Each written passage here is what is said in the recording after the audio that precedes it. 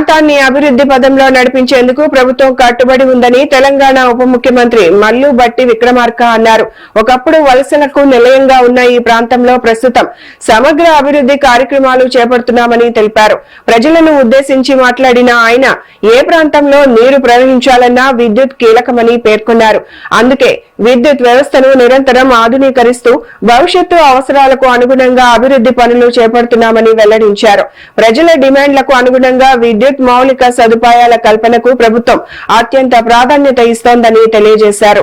కొనుగోలు చేస్తే ఈ సంవత్సరం ఇదే తేదీ కల్లా 72.30 లక్షల మెట్రిక్ టన్నులు ఇప్పటికే కొనుగోలు చేసి రికార్డు స్థాయిలో రాష్ట్ర ప్రభుత్వం ఈరోజు ధాన్యాన్ని పండిస్తున్న రైతులను ఆదుకుంది. ఈ సందర్భంగా ఇంత పెద్ద ఎత్తున ఇన్ని వేల కోట్ల అవసరాలు ఉన్నప్పటికీ కూడా రైతాంగ శ్రేయస్సుని దృష్టిలో పెట్టుకొని కొనుగోలు చేసుకుంటూ ముందుకు పోతా ఉంటే తగుదలమ్మా అని చెప్పి భారతీయ జనతా పార్టీ సంబంధించిన నాయకత్వం, టీఆర్ఎస్ పార్టీ సంబంధించిన నాయకత్వం కళ్ళాల్లోకి వస్తాం, రైతులు కన్నీళ్లు చూస్తామని చెప్తాం. ఎక్కడికి పోయారు మీరు? ఎంఎస్పీ రేటు ప్రకటించిన కేంద్ర ప్రభుత్వం మరి రాష్ట్రాలు కొనుగోలు చేస్తున్నటువంటి ధాన్యాన్ని ఎందుకు ఎఫ్సిఐ ద్వారా మీరు కొనుగోలు చేయట్లేదని ఈ సందర్భంగా భారతీయ జనతా పార్టీ కేంద్ర ప్రభుత్వాన్ని రాష్ట్ర ప్రభుత్వం ద్వారా అడుగుతాము. కోట్ల రూపాయలు కూడా రైతుల రుణమాఫీ చేసి చూపించినటువంటి ప్రభుత్వం.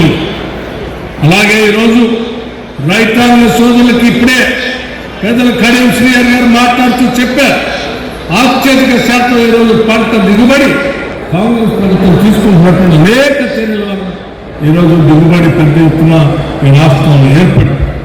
ఏ దిగుబడి సంబంధించినటువంటి ధాన్యం కొనుగోలు వ్యవస్థని ఈనాటి ప్రభుత్వం ఎంత దిగుబడి వచ్చినా ప్రతి గింజ వరకు కొంటామని చెప్పి చాలా స్పష్టంగా చెప్పటమే కాదు, కొనుగోలు చేసినటువంటి పరిస్థితులు కూడా మీరు గమనించారు.